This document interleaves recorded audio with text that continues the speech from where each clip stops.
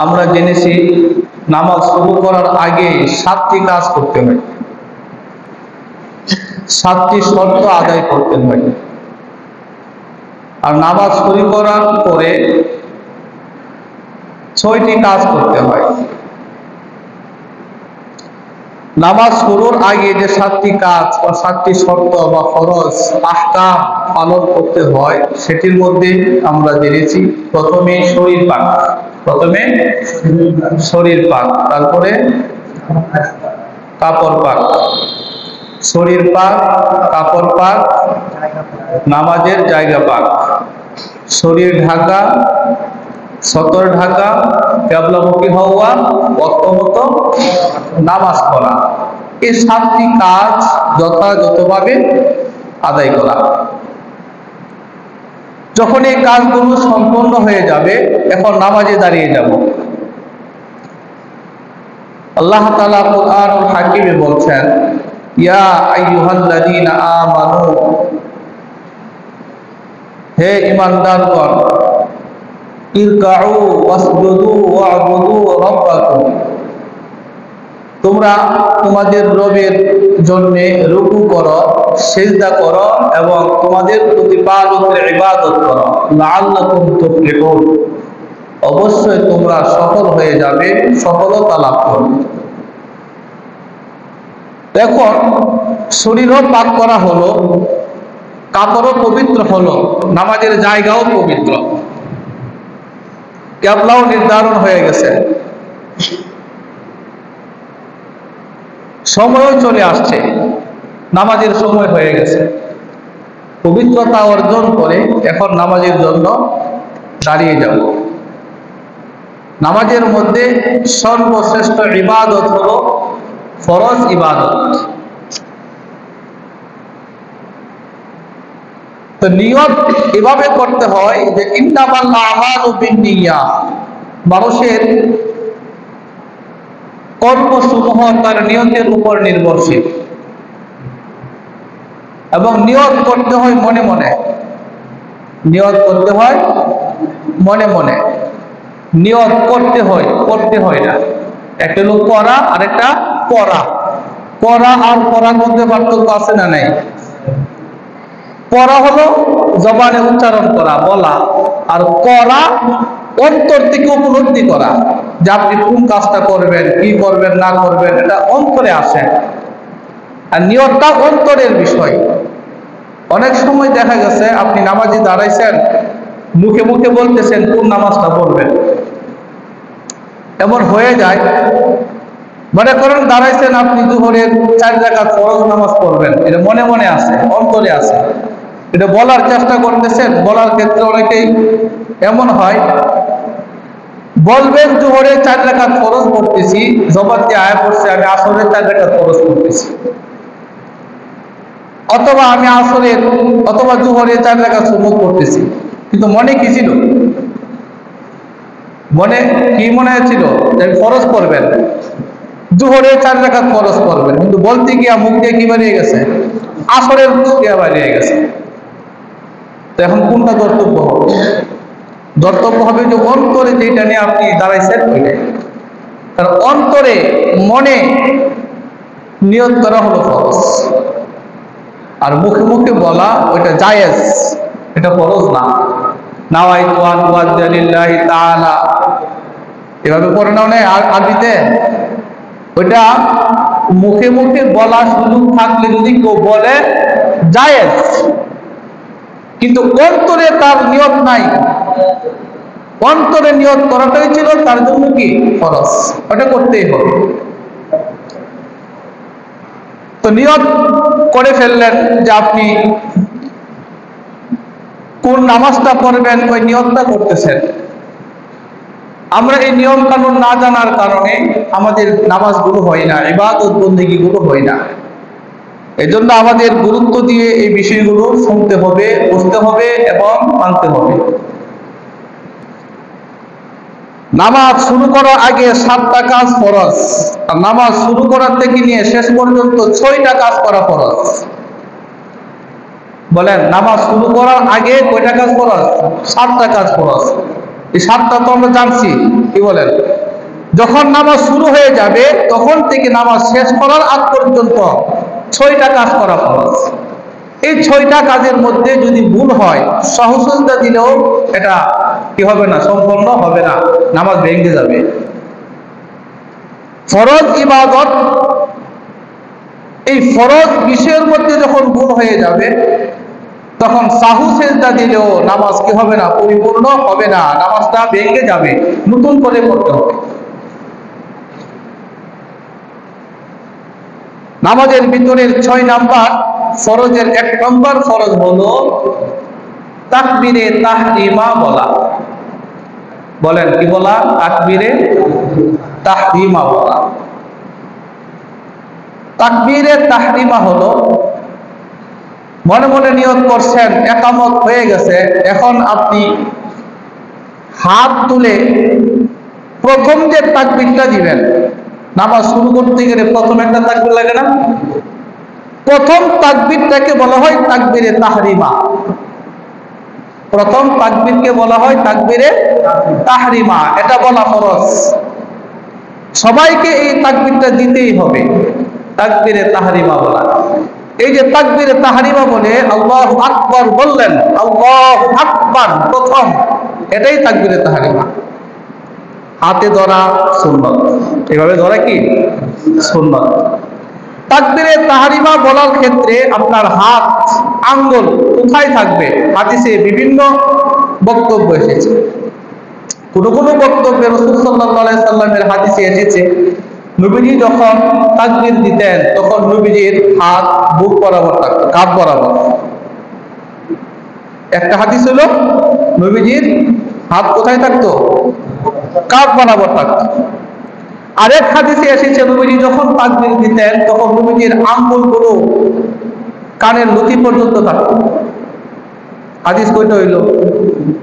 আরেক হাদিসে এসেছে নবীজি যখন তাকবীর দিয়ে হাত বাঁধতেন তখন নবীজির আঙ্গুলগুলো একবারে মাথা পর্যন্ত ছিল। কয়টা হইল? 3টা। তো আমরা এমন ভাবে হাতটাকে বাঁধি এবং হাতটাকে উঁচা করি যে একসাথে আমাদের 3টা হাদিস পালন করা হয়। এখন যদি আপনি শুধুমাত্র কাঁধ বরাবর রাখেন, আল্লাহু আকবার বলে কাঁধ বরাবর হাত এভাবে তুললেন, তাহলে কানের লতি পর্যন্ত উঠছে? লতি পর্যন্ত তোলার হাদিস কি আমল হয়েছে? লতির উপরেও তো আঙ্গুল যাবে, হাত যাবে, ওই হাদিসটা আমল হয়েছে? হয় নাই। কিন্তু আমরা যেভাবে পড়ি ওইভাবে যদি আমরা হাত তুলি তাহলে বুক বরাবর হাত তোলার হাদিস আমল হয়, কানের লতি পর্যন্ত যে হাদিস আছে ওই হাদিসটাও আমল হয়, এবং মাথা পর্যন্ত হাত তোলার যে হাদিস আছে ওই হাদিসটাও আমল হয়। যেমন আমরা এমন ভাবে ধরি, আমাদের যে বৃদ্ধাঙ্গুলি আছে, বৃদ্ধাঙ্গুলিকে কানের লতি পর্যন্ত তুলি, তুলি কিনা? কানের লতি পর্যন্ত বৃদ্ধাঙ্গুলিকে তুলি। বৃদ্ধাঙ্গুলিকে যদি কানের লতি পর্যন্ত এইভাবে তুলি, দেখেন এইভাবে তুলি, তাহলে আঙ্গুলটা কানের লতি পর্যন্ত, কানের লতির হাদিস আমল হইল কিনা? কথা হয় না, আমল হইল কিনা? আবার কাঁধ পর্যন্ত হাত তুলতে হয়, হাত বলতে পুরাটাই হাত, পুরাটাই কি হাত, এখান থেকে নিয়ে পুরাটাই হাত। এই যে বৃদ্ধাঙ্গুলিতে আমি কানের লতি পর্যন্ত তুললাম, আমার হাতটা কি কাঁধ পর্যন্ত আছে কিনা? কবজিটা দেখুন তো কাঁধ পর্যন্ত আছে কিনা? কাঁধ পর্যন্ত হাত তোলার হাদিসের উপর আমল হয়েছে কিনা? আবার মাথার উপরে, মাথায় এই যে আমাদের যে আঙ্গুল করি, মধ্যমা আঙ্গুল, অনামিকা আঙ্গুল, যখন আমি বৃদ্ধাঙ্গুলিকে কানের লতি পর্যন্ত রাখবো, আঙ্গুলগুলি উপরে দিকে গেছে কিনা দেখেন তো। তাহলে এটা উপরে হাদিসের উপর আমল। মাথা, মাথা বলতে গেছে না? তো মাথা পর্যন্ত হাদিসের উপরে কি হয়েছে? আমল হয়েছে। তো আমরা যে পদ্ধতিতে হাতটা তুলি, এইভাবে হাত তুললে একসাথে 3টা হাদিসের উপরে কি হয়ে যায়? আমল হয়ে যায়। তাহলে আমাদের নামাজের নিয়ম যেভাবে আমরা পড়ি ওইটা হাদিসে আছে না নাই? আছে। কোন সংশয় আছে? কোন দ্বিধাদ্বন্দ্ব আছে? নাই। যারা কাঁধ পর্যন্ত তুলে তারা কানের লতি পর্যন্ত হাত তোলা হাদিসের উপরে আমল হয় না, মাথা পর্যন্ত হাত তোলার হাদিসের উপরে আমল হয় না, একটা হাদিসের উপর আমল। আর আমাদের আমল কয়টার উপরে? তিনটার উপরে। তাহলে কোনটা ভালো আপনি বিবেচনা করেন। তো প্রথমে তাকবীরে তাহরিমা বলা।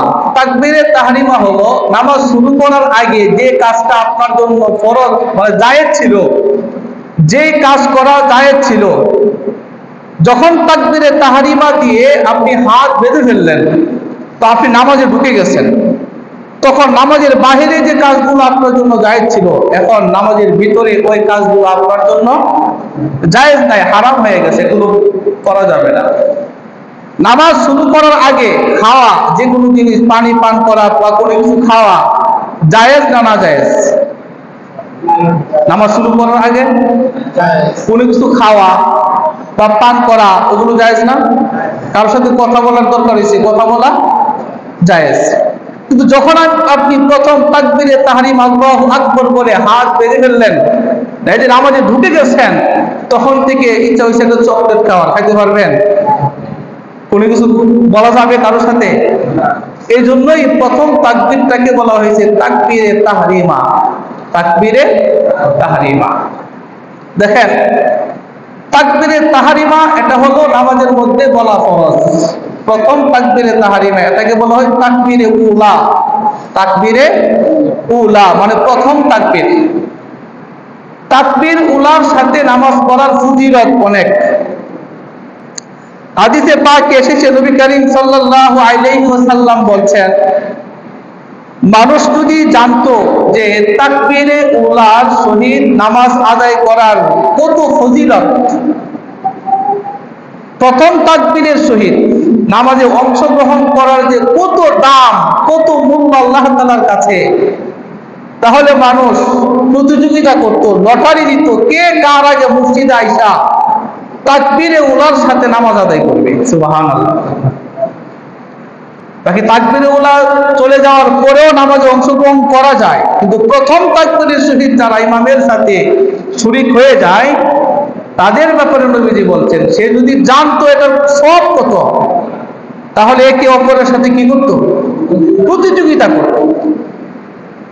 দুই নাম্বার, নবীজি সাল্লাল্লাহু আলাইহি ওয়াসাল্লাম বলেন, যদি কোনো ব্যক্তি তাকবীরে উলার সাথে প্রথম তাকবীর থেকে নিয়ে শেষ পর্যন্ত 40 দিন পর্যন্ত লাগাতার ধারাবাহিকভাবে তাকবীরে উলার সাথে নামাজ আদায় করে, একদিনও পরে আইছে না, প্রথম অবস্থায় তাকবীরে উলা তাকবীরে তাহরিমা পাইয়া 40 দিন পর্যন্ত সে নামাজ আদায় করছে, নবী করিম সাল্লাল্লাহু আলাইহি ওয়াসাল্লাম বলেন, তার ব্যাপারে দুইটা পরোয়ানা জারি করা হয়, দুইটা আদেশ জারি করা হয়। আদেশ জারি করেন কে? আল্লাহ। যে ব্যক্তি 40 দিন পর্যন্ত তাকবীরে উলার সাথে নামাজ আদায় করবে, আল্লাহ তাআলা ওই ব্যক্তির জন্য দুইটা পরোয়ানা, দুইটা আদেশ জারি করেন। এক, এই ব্যক্তিকে আল্লাহ তাআলা জাহান্নাম থেকে মুক্ত করে দিবেন। কত বড় ফজিলত!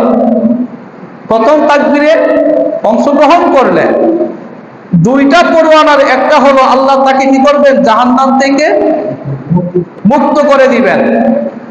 দুই নাম্বার, তাকে মুনাফিকি থেকে আল্লাহ তাআলা বাঁচিয়ে রাখবেন। মুনাফিকি কাজ করা হইতে আল্লাহ তাআলা তাকে কি রাখবেন? বাঁচিয়ে রাখবেন, হেফাজত করবেন। একটা মুমিনের জীবনে জাহান্নাম থেকে মুক্ত হওয়া আর মুনাফিকি থেকে বেঁচে থাকার আল্লাহ তাআলা যে পরোয়ানা জারি করছেন, এর চেয়ে বড় পাওনা একজন মুমিনের কাছে আর কিছু হতে পারে? তো তাকবীরে উলা তাকবীরে তাহরিমা এটা বলা কি বলেন? ফরজ। আমরা অনেক সময় তাকবীরে তাহরিমাটা দেই না, বুঝি তো না। অনেকে তাকবীরে তাহরিমা পাই নাই, এক রাকাত চলে গেছে, এক রাকাত চলে গেছে। ইমাম সাহেব রুকুতে যাবে, সে আইসা ডাইরেক্ট আল্লাহু আকবার বলে রুকুতে চলে গেছে, এমন হয় না? আল্লাহু আকবার একবারে রুকু, ডাইরেক্ট রুকু। সে কিন্তু তাকবীরে তাহরিমা বলে নাই, সে রুকুর তাকবীরটা বলছে। তাকবীরে তাহরিমা আপনার আদায় হবে তখন যখন দেখবেন ইমাম সাহেব রুকুতে চলে গেছে, আপনি আয়েশা অংশগ্রহণ করছেন, প্রথমে আপনাকে তাকবীরে তাহরিমা দিয়ে দাঁড়াইতে হবে। আল্লাহু আকবার, আল্লাহু আকবার, বুঝছেন? প্রথম আল্লাহু আকবার বলে হাত বাড়তে হইব, বা হাত বাঁধার সময় পাইছেন না কথার কথা, প্রথম তাকবীরটা দিচ্ছেন আল্লাহু আকবার, এটা হলো তাকবীরে তাহরিমা দিয়ে নামাজে অংশগ্রহণ করলেন। এখন আবার আল্লাহু আকবার বলে রুকুতে যাইবেন, ওই হলো রুকুর তাকবীর। এই ভুল যেন আর না হয়। তো তাকবীরে তাহরিমা বললে নামাজে যে আপনি ঢুকলেন তখন থেকে নামাজের মধ্যে আপনার আর কোনো কথা বলা যাবে না, কোনো কিছু খাওয়া যাবে না, পান করা যাবে না, একাগ্র চিত্তে নামাজ আদায় করতে হবে। তো নামাজের ভিতরে 6 ফরজ। 1 নম্বর ফরজ তাকবীরে তাহরিমা বলা, 1 নম্বর ফরজ তাকবীরে তাহরিমা বলা। আর তাকবীরে তাহরিমা কি বুঝতে পারছেন তো নাকি? 2 নম্বর কিয়াম করা। নামাজের ভিতরে 6 ফরজের 2 নম্বর ফরজ কিয়াম করা। কি করা? কিয়াম করা। এখন কিয়াম করা কি? যদি মিলাদ শরীফে দাঁড়ায় দাঁড়ায় যে কিয়াম করে এগুলা, আল্লাহ তো বলছেন কিয়াম করার লাগা, কুমু লিল্লাহি কানিতিন। আল্লাহ তাআলা বলছেন তোমরা নামাজ আদায় করো বিনীতভাবে, বিনয়ী হয়ে, নিজের মনটাকে নরম করে, দিলটাকে নরম করে, আল্লাহর ভয় অন্তরে রাখা তোমরা দাঁড়াও, মানে কিয়াম করো। সমাজের প্রচলিত কিয়াম না, ইয়া নবী সালাম আলাইকা বললে যে কতক্ষণ দুরূদ পড়ে, ওই কিয়াম না। নামাজের কিয়াম হলো দাঁড়িয়ে নামাজ পড়া। কিয়াম অর্থ দাঁড়ানো, কিয়াম অর্থ কি বলেন? দাঁড়ানো, দাঁড়ায় নামাজ পড়া, ওইটা হলো ফরজ। দাঁড়ায় নামাজ পড়া কি ফরজ। নামাজের ভিতরের 6 ফরজের 1 নম্বর ফরজ হলো তাকবীরে তাহরিমা বলা, 2 নম্বর দাঁড়িয়ে নামাজ পড়া। বিনা কারণে আপনি যদি দাঁড়ায় নামাজ না পড়েন তো নামাজ হবে না। ফরজ, ওয়াজিব, সুন্নতে মুআক্কাদা, বলেন ফরজ, ওয়াজিব, সুন্নতে মুআক্কাদা, এই নামাজগুলো দাঁড়িয়ে পড়তে হবে। দাঁড়িয়ে পড়া ফরজ, বিনা কারণে দাঁড়িয়ে না পড়লে নামাজ হবে না। কারণ ওই যে আপনি ফরজ তরক করছেন, ফরজ তরক করলে কি হয় না? নামাজ হয় না। যদি কারো সমস্যা হয়, দাঁড়িয়ে নামাজ পড়তে না পারে, তখন সে বসে নামাজ পড়বে। বসেও যদি নামাজ পড়তে না পারে, শুয়ে নামাজ পড়বে। এভাবে হাদিসে আসছে, ইশারা দিয়ে নামাজ পড়বে। তা আমরা আমাদের নিজের মন মতো একটা পদ্ধতি অবলম্বন করে নামাজ পড়লে কি হবে না? নামাজ হবে না। 3 নম্বর ফরজ নামাজের ভিতরের 6 নম্বর ফরজের 3 নম্বর ফরজ হলো কিরাত করা। নামাজের মধ্যে কিরাত, তেলাওয়াত করা। তেলাওয়াত কি? নামাজ শুরু করার পরে সূরা ফাতিহা পড়তে হয়, ফাতিহা পরে আরেকটা সূরা পড়তে হয়, ওই তেলাওয়াত করা, ওইটা পড়া। আল্লাহ তাআলা কুরআনুল কারীমে বলছেন ফাকরাউ মা তায়াসসারা মিনাল কুরআন, তুমি তেলাওয়াত করো কুরআন থেকে যেখান থেকে তোমার সহজ হয়। নির্দিষ্ট কোনো জায়গা থেকে না। যদি নির্দিষ্ট কোনো জায়গা থেকে আল্লাহ উল্লেখ করে দিতেন তাহলে আমাদের জন্য নামাজ পড়া কঠিন হয়ে পড়ত, ঠিক না? যে আল্লাহ বলছেন ফাকরাউ মা তায়াসসারা মিনাল কুরআন, তুমি নামাজে কুরআন তেলাওয়াত করো, কুরআনের যেখান থেকে তোমার সহজ হয় সেখান থেকে তেলাওয়াত করো। তো নামাজ শুরু করার পরে সূরা ফাতিহা পড়লেন, ফাতিহা করার পরে আরেকটা সূরা মিলানো, ওইটা হলো কেরাত করা। যদি কেউ ওই কেরাত না পড়ে নামাজ হবে না। পরে সাজদা দিলেও নামাজ হবে না। নামাজের ভিতরের 6 নম্বর ফরজের 4 নম্বর ফরজ হলো রুকু করা। কি করা? রুকু করা। ওয়ারকাউ মা'আর রাকিঈন, আল্লাহ তাআলা বলছেন তোমরা রুকু করো রুকুকারীদের সাথে। রুকু কি? রুকু হলো নামাজের মধ্যে আল্লাহ তাআলার কাছে বান্দার মাথা ঝুঁকানো। রুকু করার ক্ষেত্রে আমাদের অনেক ভুল হয়।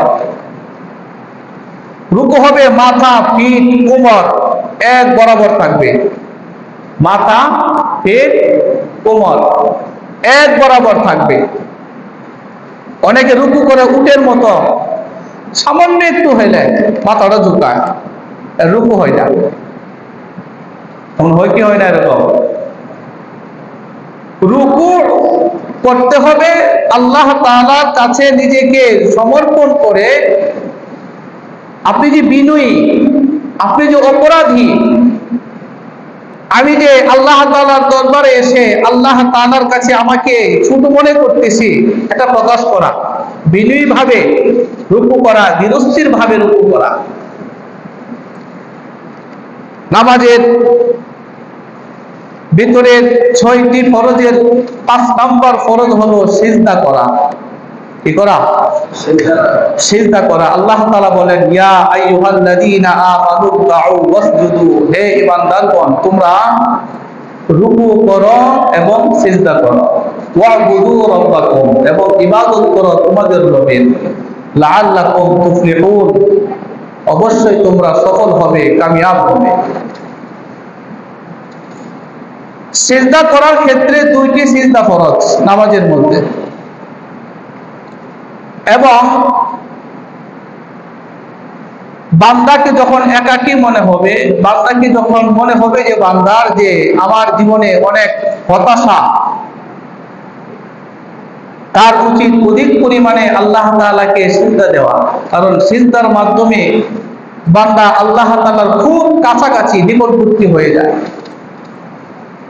এই সিজদা দেওয়ার ক্ষেত্রেও আমাদের অনেক ভুল হয়। সিজদা দিতে হয় 7টা অঙ্গের মাধ্যমে। কয়টা অঙ্গের মাধ্যমে? 7টা অঙ্গের মাধ্যমে সিজদা দিতে হয়। নবী করিম সাল্লাল্লাহু আলাইহি ওয়াসাল্লাম বলছেন, উমিরান নাবিয়্যু আইয়াসজুদা আলা সাবআতি আযা। নবী করিম সাল্লাল্লাহু আলাইহি ওয়াসাল্লাম সাহাবায়ে কেরামদেরকে 7টি অঙ্গের মাধ্যমে সিজদা দেওয়ার জন্য আদেশ করেছেন। 1 নম্বর আলাল জাবহা, কপাল। সিজদা দিলে কি লাগবে? কপালকে মাটিতে লাগাইতে হবে, কপালের সাথে নাক একসাথে। কপাল আর নাকের হুকুম কি? একসাথে, এক হুকুম। কপাল আর নাক লাগাইতে হবে মাটিতে। ওয়াল কদামাইন, 2 পা। সিজদা দিতে গেলে 2 পায়ের ব্যবহার লাগবে। নাক আর কপাল একটা অঙ্গ। 2 হাত, 2 হাঁটু, 2 পায়ের আঙ্গুল। বলেন 7টা অঙ্গ হয় কিনা? নাক আর কপাল একটা অংশ। 2 হাত কয়টা হয়েছে? 3টা। 2 হাঁটু কয়টা হয়েছে? 4টা হয়েছে? 5টা। নাক আর কপাল এক অঙ্গ। 2 হাত 3টা হয়েছে না? আবার 2 হাঁটু 5টা। পায়ের আঙ্গুল, পায়ের 2 পায়ের আঙ্গুল কয়টা অঙ্গ হয়েছে? 7টা। এই 7টা অঙ্গের মাধ্যমে সিজদা দেওয়া ফরজ। এই 7টা অঙ্গের যে কোনো অঙ্গের ব্যবহার যদি সিজদার মধ্যে না হয়, সিজদা হবে না। সিজদা তো দিয়ে খালি মুরগের বাচ্চার মতো উঠি আর নামি। এবং সিজদা এমন ভাবে দিতে হবে যে আমি অপরাধী, এই বিষয়টা মনে মনে রাখতে হবে। আমি অপরাধী, আমি আল্লাহর কাছে অপরাধ স্বীকার করে নাকে খত দিতেছি। দুনিয়ার মধ্যে মানুষ ভুল করলে অনেক সময় বিচারীরা ধৈরা, পর্দারা ধৈরা তাকে বিচার করে না, নাকে খত দেওয়া হয় না। কেন করায়? এটা দুনিয়ার শাস্তি। সে যে অপরাধ করছে, অপরাধের শাস্তি দুনিয়াতে মানুষের সামনে তাকে অপমানিত, লাঞ্ছিত করা হয়। আর নামাজের মাধ্যমে যে সিজদা হয়, ওই সিজদার মধ্যে 7টা অঙ্গের ব্যবহার। এই 7টা অঙ্গের ব্যবহার করে বান্দাকে এমন বিনয়ী বানানো হয় যেন বান্দা আল্লাহর কাছে অপরাধী, আর আল্লাহর কাছে অপরাধ স্বীকার করে সিজদা করতেছে। আল্লাহ তাআলা তার এই সিজদাটাকে পছন্দ করেন। সুবহানাল্লাহ।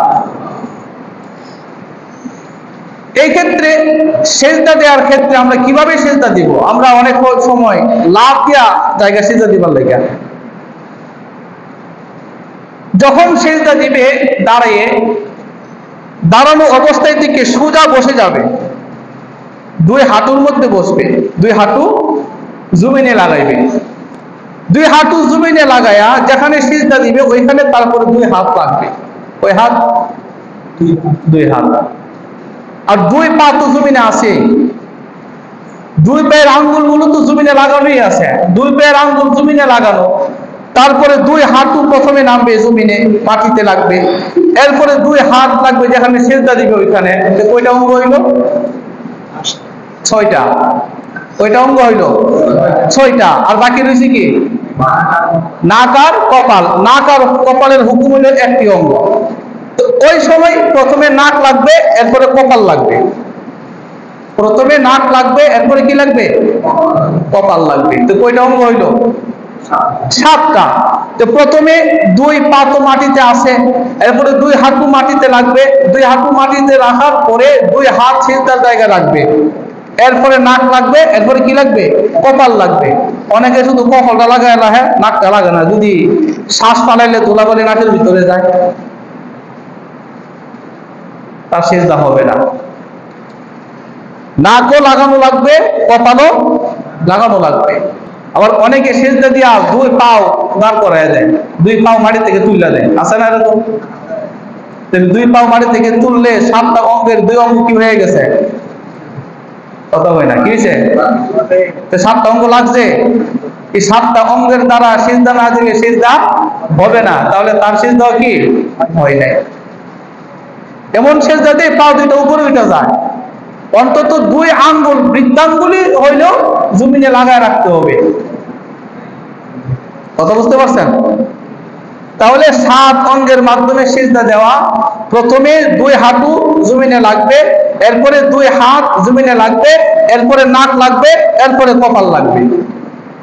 হ্যাঁ, যদি কারো যদি অসুস্থ হয়, এভাবে ধারাবাহিক ভাবে সিজদায় যাওয়া যায় না, প্রথমে দুই হাঁটু রাখতে পারে না, এরপরে দুই হাত রাখতে পারে না, রাখলে তার সমস্যা হয়, অসুস্থ মানুষ, ডাক্তারে বলছে এই সমস্যা, তার ক্ষেত্রে সে যেভাবে সুবিধা হয় সিজদায় যাওয়ার, সে ওইভাবে সিজদায় যাবে। তার অসুস্থতা উযুরের সাথে কোনো কথা নাই, এটা রুখসত দেওয়া হয়েছে, সে তখন তার সুবিধা মতো যেভাবে সিজদা যাইতে পারে ওইভাবে।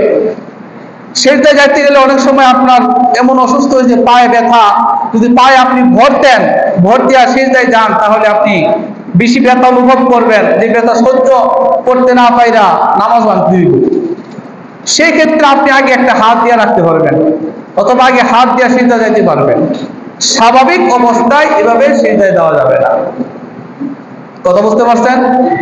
এখন সিজদা থেকে উঠতে হলে কিভাবে উঠবেন? ঠিক তার বিপরীত, সিজদা যেভাবে গেছেন ঠিক তার বিপরীত ভাবে সিজদা থেকে উঠতে হবে। প্রথমে কপাল উঠবে, তাহলে কপালটা সবার শেষে লাগছে, তো প্রথমে কপাল উঠবে, এরপরে নাক উঠবে, এরপরে হাত, এরপরে হাত উঠবে। উঠার ক্ষেত্রে জমিনে ভর দিয়ে উঠা যাবে না, যে একটু ভর দিয়া তারপরে উঠি, এটা করা যাবে না, সোজা উঠে যেতে হবে। তবে অসুস্থ হইলে জমিনে ভর দিয়া উঠার মতো সক্ষমতা তার অর্জন না হইলে, শক্তি না থাকলে বা দুর্বল হয়ে গেলে, ওই ক্ষেত্রে সে জমিনে ভর দিয়ে একটু শক্তি যোগায় তারপরে উঠতে পারবে। এই হলো সিজদা। নামাজের ভিতরে 6 ফরজ, এর মধ্যে 5 নাম্বার হলো সিজদা করা, 6 নাম্বার হলো শেষ বৈঠক করা। শেষ বৈঠক 2 রাকাত নামাজের মধ্যে তো বৈঠক একটাই, 2 রাকাত নামাজের বৈঠক কয়টা? একটা। আর 4 রাকাত নামাজের বৈঠক 2টা, 3 রাকাত নামাজের বৈঠক 2টা। শেষ বৈঠক করা হলো ফরজ। শেষ বৈঠক না করলে তা নামাজ হবে না। এই যে ফরজ বিধানগুলো নামাজের ভিতরে যখন ঢুকে গেলেন, 6টা ফরজ বিধান, এগুলো পালন করতেই হবে। কোন একটা যদি আপনি আদায় না করেন, সাহসিকতা দিলেও আপনার নামাজ হবে না। এখন শুনেন, নামাজের ভিতরে নামাজের বাহিরে সর্বমোট 13টা ফরজ।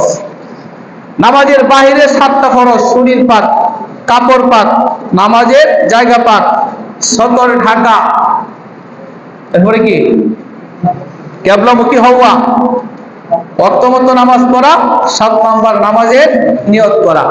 আর নামাজের ভিতরে হলো 6 ফরজ। 1 নাম্বার কি? তাকবীরে তাহরিমা বলা। 2 নাম্বার দাঁড়িয়ে নামাজ পড়া। 3 নাম্বার কেরাত পড়া। 4 নাম্বার রুকু করা। 5 নাম্বার সিজদা করা। 6 নাম্বার শেষ বৈঠক করা। এগুলো হইল নামাজের, বলেন না, এগুলো কি বললাম? নামাজের ফরজ। এই ফরজগুলো থেকে যদি কোনো একটা ফরজ আপনি আদায় না করেন তাহলে আপনার নামাজ হবে না। তো নামাজের ভিতরে ওয়াজিব আছে 14টা। 14টা ওয়াজিব আমল। ওয়াজিব আমল করার ক্ষেত্রে যদি ভুল হয় তাহলে সাহু সিজদা দিলে নামাজ পরিপূর্ণ হয়ে যাবে। সময় যেহেতু কম, আমি 14টা ওয়াজিব আমলের কথা আজকে আর বলতে পারতেছি না। তবে নামাজ প্রতিষ্ঠা করতে গেলে এগুলো হলো প্রাথমিক অবস্থা, যে নামাজটাকে আগে সঠিকভাবে নিয়ম অনুযায়ী পড়া। এজন্য নামাজের ফরজের গুরুত্ব দেওয়া। সেক্ষেত্রে রুকু এবং সিজদা এই 2টা বিষয়ের উপরে বেশি গুরুত্ব দেওয়া, কারণ এগুলার উপরে মানুষ অনেক অলসতা করে। রুকুটা সঠিকভাবে দেয় না, সিজদাও সঠিকভাবে দেয় না।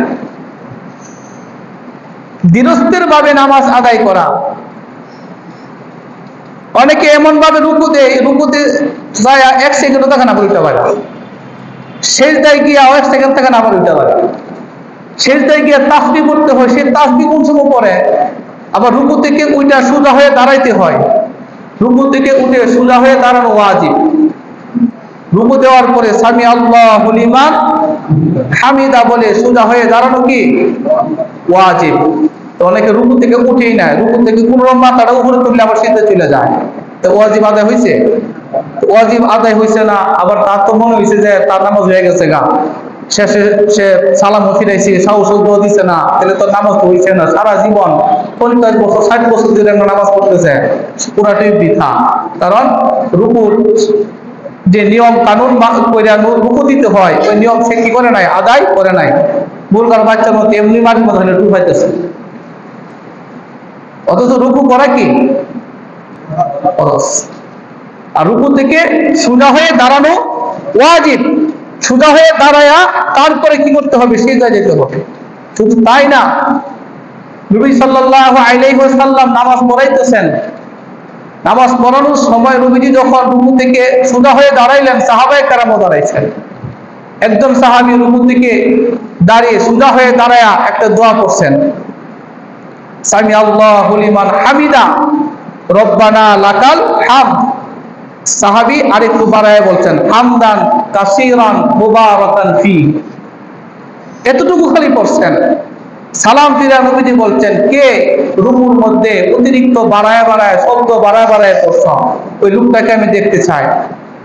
হঠাৎ করে যখন নবীজি এরকম একটা প্রশ্ন ছুড়ে দিচ্ছেন, সাহাবায়ে কেরামের মধ্যে একটা ভয় চলে আসছে। সাহাবায়ে কেরাম হতভম্ব হয়ে গেলেন, আমি কি ভুল করে ফেললাম? এই অতিরিক্ত বাড়ানোর কারণে আমাকে নবীজি ধমক দেয় কিনা।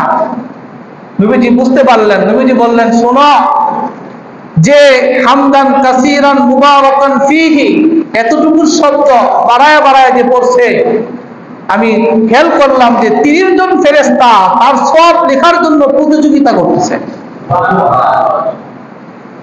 30 জন ফেরেশতা প্রতিযোগিতা করতেছে, কার আগে কারা এই কথা বলল সবটা লিখবো।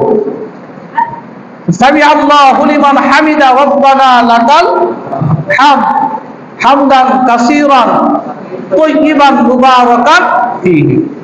কি সুন্দর সুন্দর শব্দের মাধ্যমে বান্দা আল্লাহর প্রশংসা করতেছে। আর আল্লাহর প্রশংসা যে করতেছে, আল্লাহ বলেন সামি আল্লাহু লিমান হামিদা, বান্দা তুমি যে আমার প্রশংসা করতেছো, আমি এই প্রশংসাগুলো শুনতেছি। সুবহানাল্লাহ। এখন আপনি পড়ছেনই না, প্রশংসা করার আপনার টাইম নাই। রুকু থেকে উঠতে পারলেন না, আবার সিজদায় চলে গেছেন, রুকুই হয় না আপনার। আবার সিজদা থেকে ওইটা সোজা হয়ে বসতে হয়, দুই সিজদার মাঝখানে সোজা হয়ে আবার বসতে হয়। আবার ওই সিজদাটাও ঠিকভাবে দেয় না, এক সিজদা দিয়ে আবার পুরো মাথার উপরে আবার এইভাবে মাটির মধ্যে লাগায় দেয়। এমন হয় কি হয় না? তো তার তো সিজদা হয় না। এক সেজদা দিয়া আরেক সেজদার আগে দুই সেজদার মাঝখানে সোজা হয়ে বসে গুরুত্বপূর্ণ একটা দোয়া আছে, ওই দোয়া করলে আল্লাহ বান্দার উপর রহমত নাজিল করেন, তার রিজিক বাড়ায়া দেন। সুবহানাল্লাহ। অন্ততপক্ষে বান্দা যদি দুই সিজদার মাঝখানে বসে এই দোয়াটা করে, আল্লাহুম্মা গফিরলি ওয়ারহামনি, বান্দা যদি এতটুকু করে, আমরা রুকু থেকে সিজদা থেকে উঠি না, আল্লাহু আকবার বলে একটু বসি না, অল্প একটু সময়ের মধ্যে যদি বান্দা এই দোয়াটা পড়ে, আল্লাহুম্মা গফিরলি ওয়ারহামনি, শুধু এতটুকু পড়ো, আর কিচ্ছু বললো না, এতটুকু বললো, আল্লাহ আমাকে আপনি মাফ করে দেন, আমার উপর আপনি রহম করেন, আমার উপর অনুগ্রহ করেন, তুমি এতটুকু পড়ো, আল্লাহ তার ওই সময়ের দোয়াটাকে কবুল করে নেন। সুবহানাল্লাহ। খুব গুরুত্বপূর্ণ সময়। আর তার সাথে বাড়ায় যদি আরেকটু করতে পারে তার সময় সোহাগা, আল্লাহুম্মা গফিরলি ওয়ারহামনি ওয়াহদিনি ওয়ারযুকনি ওয়াজবুরনি, এই যে দোয়াগুলো, আল্লাহ আমার রিজিক বাড়ায় দেন, আমাকে আপনি হেদায়েত দান করেন, হ্যাঁ আমার উপর রহমত নাজিল করেন, আল্লাহ আমার সম্মান বাড়ায় দেন, এই যে শব্দগুলো বাড়ায় বাড়ায় যদি বলে, ওই দোয়া কবুলের একটা সময় আল্লাহ তাআলা বান্দার দোয়া কবুল কইরা তার রিজিক বাড়ায় দিবে, তার উপর রহমত নাজিল করবে, তার গুনাহগুলো আল্লাহ মাফ করে দিবে, তাকে সুপথ দান করবে। সুবহানাল্লাহ। তাহলে সিজদা থেকেই তো উঠা দাঁড়ায় না, বসে না, না বসে আরেক সিজদা মারে, তো তার সিজদা হবে? তো নামাজ পড়ার ক্ষেত্রে এগুলো খেয়াল করা, নামাজটা সুন্দর হবে, এগুলো নামাজের বাহ্যিক কায়েম করা, যে আল্লাহ বলছেন আকিমুস সালাহ, নামাজ প্রতিষ্ঠা করো। নামাজ প্রতিষ্ঠা করার ক্ষেত্রে মৌলিক 6টা কাজ করতে হয়। এর মধ্যে 1 নম্বর কাজ হলো নামাজের ফরজ ওয়াজিব যেগুলো আছে, সুন্নাত মুস্তাহাব গুলো সঠিকভাবে আদায় কইরা নামাজ আদায় করা, মৌলিক 1 নম্বর কাজ। এটা কি মৌলিক 1 নম্বর কাজ? নামাজ প্রতিষ্ঠা করতে গেলে 1 নম্বর কাজ হলো এটা, যে নামাজের আগে পরের ফরজ গুলো সঠিকভাবে আদায় করা, নামাজের ওয়াজিব গুলো সঠিকভাবে আদায় করা, নামাজের সুন্নাত মুস্তাহাব গুলো, রুকু সিজদা গুলো সঠিকভাবে ধীরস্থিরভাবে আদায় করা। করতে পারলে নামাজ প্রতিষ্ঠার মৌলিক 6টা বিষয়ের একটা বিষয় আদায় করা হবে। বাকিগুলো আমরা ইনশাআল্লাহ বলবো। নামাজ কায়েম করা বলতে কি বোঝায়, আল্লাহ তাআলা আমাদেরকে তৌফিক দান